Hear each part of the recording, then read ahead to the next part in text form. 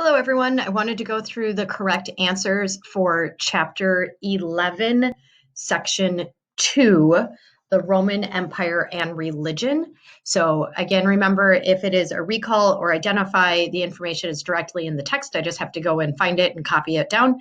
If I have to explain, describe, analyze, summarize, or elaborate, then I have to add in a few of my own words as well to answer the question. So 1A, why did Roman leaders ban some religions? So if we go all the way back to the beginning, because the questions do go in order of the reading, we're going to go to here, and at the end of the first section here, it says that the only time that they banned a leader is if it was considered a political problem.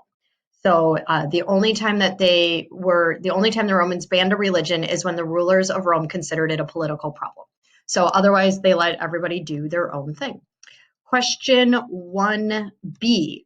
What was one religion that the Roman leaders considered a problem and why? Well, it's in that exact same section where we just were. So we have to go all the way back up here. Judaism was the one religion that some leaders considered to be a political problem. And they considered it because they were rebelling against Roman rule. And so that's in the next section about clashes with the Jews.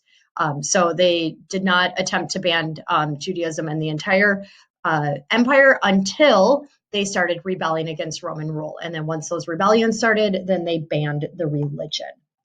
All right. Question 2A, moving right along. Describe what traditions were practiced by the Jews of Judea.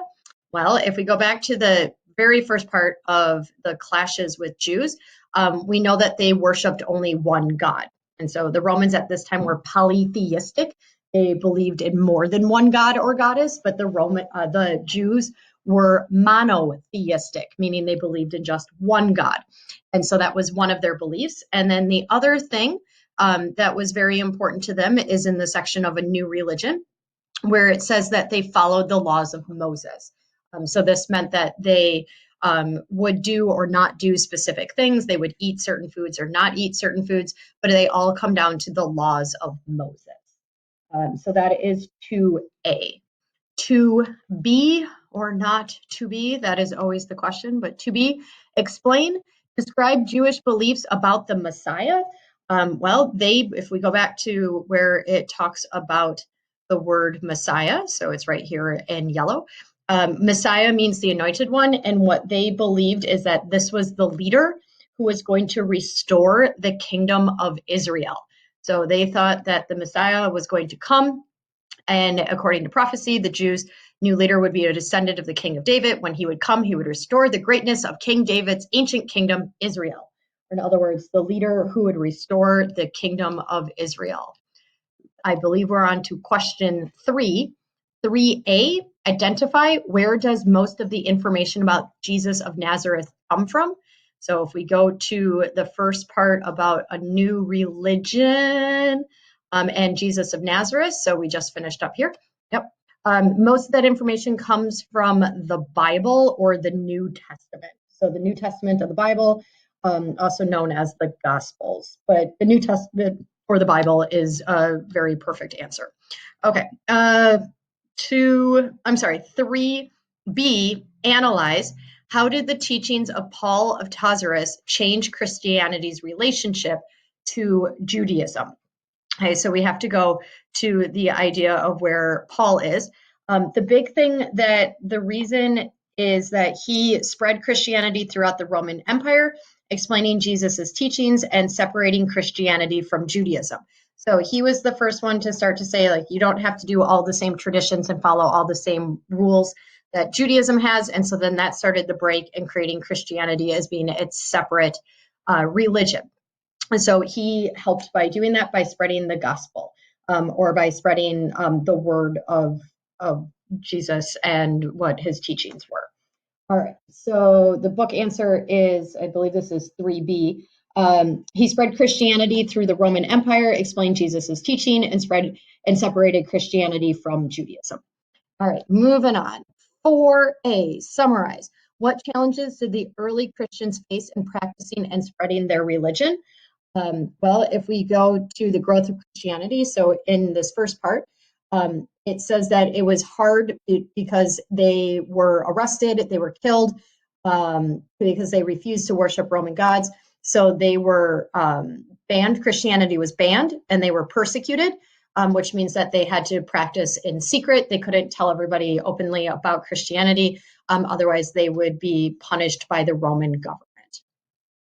So that's a little bit on why the challenges were. The book says they were persecuted and they had to meet in secret. And question number 4B, elaborate. How did Constantine affect Christianity? Well, that's right here on this page. Constantine affected Christianity because he stopped it from being banned.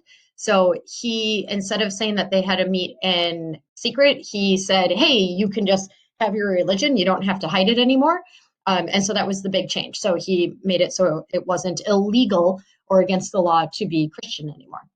And then number 5, summarizing. Using your notes in the chart like the one below, identify the main teachings of Christianity, then describe its spread and how Rome's policy towards it changed over time. So the idea of the teachings is that the idea, and we have to go back to the teachings of Jesus, so it's going to be in this area. So the general idea was to love God, love other people, this idea of salvation, and that Jesus is the Messiah. It was spread. So if we get to that second part, like how was it spread? If we go to the growth of Christianity, it was spread by the apostles. So these people, specifically Paul, but the apostles were the people who went out and told other people about this new religion and about his ideas. And then how did it change? Well, it started with it was okay, and then it was banned, and you weren't allowed to do it anymore. And then and there was persecution, and then Constantine unbans it or makes it legal. And then lastly, it becomes the official religion of Rome. So it starts out with not so sure, not allowed to do it. Okay, now you can do it to, hey, this is what everyone is going to have to believe because it's the official religion. So quite a change from the beginning to the end on that one. So which is why we look at it a little bit in chapter 11, section 2. If you have any questions, let me know. If you get confused, you can always listen to this again, go back to the text, or send me a message. Have a lovely day. We'll see you all soon. Bye.